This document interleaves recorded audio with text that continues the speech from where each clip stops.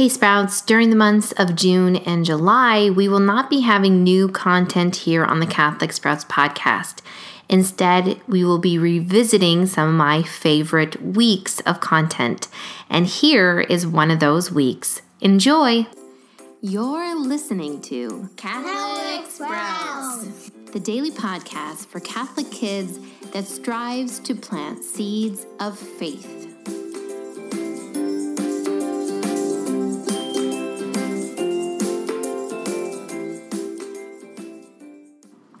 Hey there, Sprouts. Today is Tuesday, October 16th, 2018. It is also the feast day of St. Margaret Mary Alacoque. This week on the Catholic Sprouts podcast, we have been taking our knowledge of Jesus Christ and trying to figure out the question, if Jesus is God and man and the Savior of my soul, then what does it mean to truly follow him? Of course, all of us are called to different lives and different missions, but as followers of Jesus, we have certain things in common.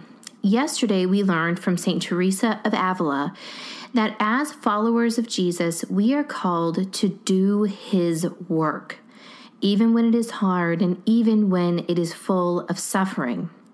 Today, with the help of St. Margaret Mary Alacoque, we are going to learn that as followers of Jesus, we are called to receive Jesus' love and in return give him all of our love.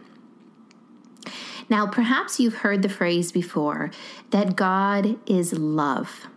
This might sound overly simple, but it's perhaps one of the biggest mysteries of our faith. God is love. Every action he does, every characteristic of God can be understood through this simple phrase, God is love. Everything he does, even when he sends us suffering, is done out of love.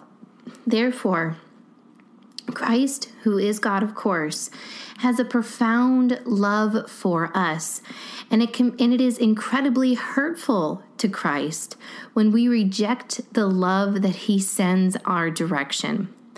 We know a lot of this because of Saint Margaret Mary Alacoque. So let's learn a little bit about her. Saint Margaret Mary is a French nun, and she lived during the 1600s. As a small child, she was intensely devoted to the Blessed Sacrament. Shortly after she received her first communion, she became very ill and was forced to be in bed for 4 full years.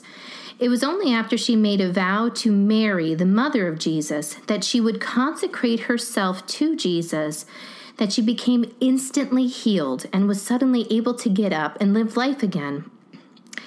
However, her parents died, and after her parents' death, she forgot about her childhood vow to consecrate herself to Jesus, and she started to socialize in the hopes of finding a husband.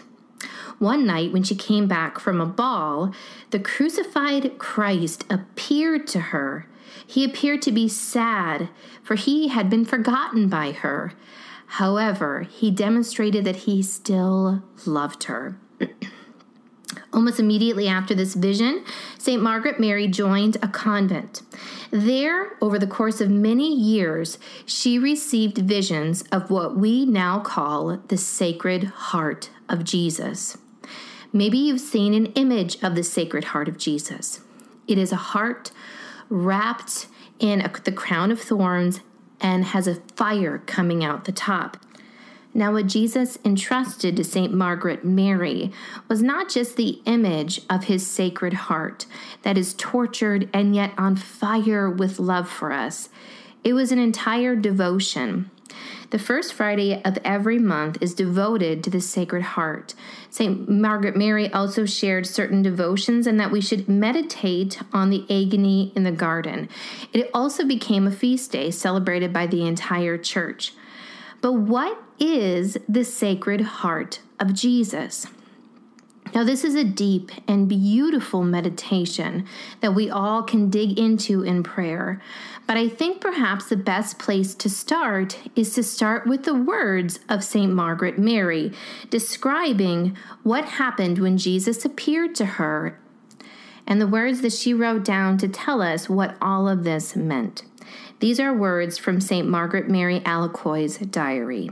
She wrote, "And he showed me that it was his great desire of being loved by men and of withdrawing them from the path of ruin that made him want to manifest his heart to men with all the treasures of love, of mercy, of grace, of sanctification and salvation which it contained, in order that those who desire to render him and procure him all the honor and love possible might be themselves abundantly enriched with those divine treasures of which his heart is the source."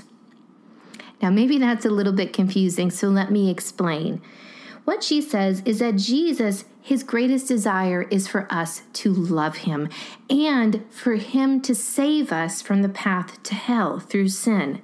And so in order to do that, he's showing us the image of his heart so that we might understand how intensely he loves us, and also so that we might look at his heart and realize that the source of everything good, of holiness, of love, of forgiveness, of salvation, that it comes from his heart. And if we are determined to do his work on this earth, we need to be connected and living in his love always.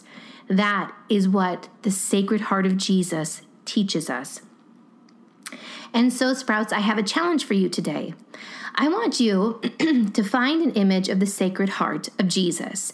Chances are this won't be that hard. There are lots of images of the Sacred Heart, whether it's a statue, a picture, or you can do a quick online search.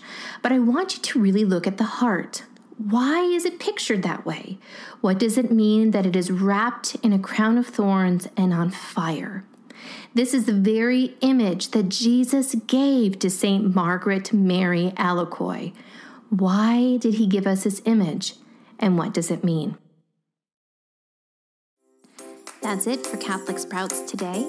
We'll be back tomorrow, but until then, continue to grow in your faith and truly sprout into the beautiful creation that God intended you to be.